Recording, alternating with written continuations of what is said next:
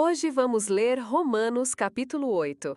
Portanto, agora nenhuma condenação há para os que estão em Cristo Jesus, que não andam segundo a carne, mas segundo o Espírito. Porque a lei do Espírito de vida em Cristo Jesus me livrou da lei do pecado e da morte. Porquanto o que era impossível à lei, visto como estava enferma pela carne, Deus, enviando o seu Filho em semelhança da carne do pecado, pelo pecado condenou o pecado na carne.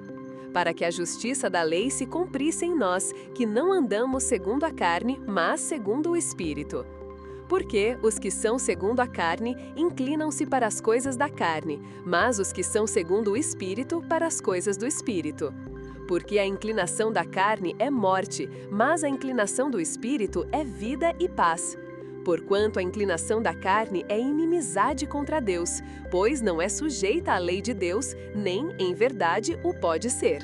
Portanto, os que estão na carne não podem agradar a Deus. Vós, porém, não estáis na carne, mas no Espírito, se é que o Espírito de Deus habita em vós.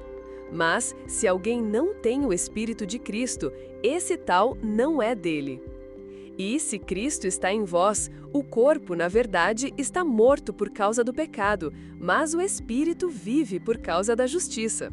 E se o Espírito daquele que dentre os mortos ressuscitou a Jesus habita em vós, aquele que dentre os mortos ressuscitou a Cristo também vivificará os vossos corpos mortais, pelo seu Espírito que em vós habita.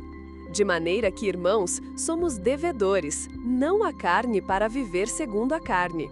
Porque se viverdes segundo a carne, morrereis, mas se pelo Espírito mortificardes as obras do corpo, vivereis. Porque todos os que são guiados pelo Espírito de Deus, esses são filhos de Deus. Porque não recebestes o espírito de escravidão, para outra vez estardes em temor, mas recebestes o espírito de adoção de filhos, pelo qual clamamos, Abba, Pai. O próprio Espírito testifica com o nosso espírito que somos filhos de Deus. E, se nós somos filhos, somos logo herdeiros também, verdadeiramente herdeiros de Deus e co-herdeiros de Cristo, se é certo que com Ele padecemos, para que também com Ele sejamos glorificados. Porque para mim tenho por certo que as aflições deste tempo presente não são para comparar com a glória que em nós há de ser revelada. Porque a ardente expectação da criatura espera a manifestação dos filhos de Deus. Porque a criação ficou sujeita à vaidade, não por sua vontade, mas por causa do que a sujeitou, na esperança de que também a mesma criatura será libertada da servidão da corrupção, para a liberdade da glória dos filhos de Deus. Porque sabemos que toda a criação geme e está juntamente com dores de parto até agora. E não só ela, mas nós mesmos, que temos as primícias do Espírito, também gememos em nós mesmos, esperando a adoção, a saber, a redenção do nosso corpo. Porque em esperança fomos salvos. Ora, a esperança que se vê não é esperança, porque o que alguém vê, como também o esperará. Mas, se esperamos o que não vemos, com paciência o esperamos.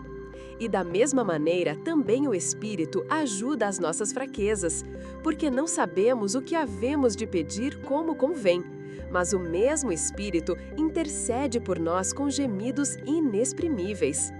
E aquele que examina os corações sabe qual é a intenção do Espírito, e é ele que, segundo Deus, intercede pelos santos. E sabemos que todas as coisas contribuem juntamente para o bem daqueles que amam a Deus, daqueles que são chamados segundo o seu propósito. Porque os que dantes conheceu também os predestinou para serem conformes à imagem de seu Filho, a fim de que ele seja o primogênito entre muitos irmãos. E aos que predestinou, a estes também chamou, e aos que chamou, a estes também justificou, e aos que justificou, a estes também glorificou.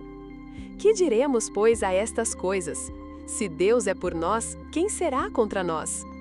Aquele que nem mesmo a seu próprio Filho poupou, antes o entregou por todos nós, como nos não dará também com ele todas as coisas? Quem intentará acusação contra os escolhidos de Deus? É Deus quem os justifica. Quem é que condena? Pois é Cristo quem morreu, ou antes quem ressuscitou dentre os mortos, o qual está à direita de Deus e o que também intercede por nós.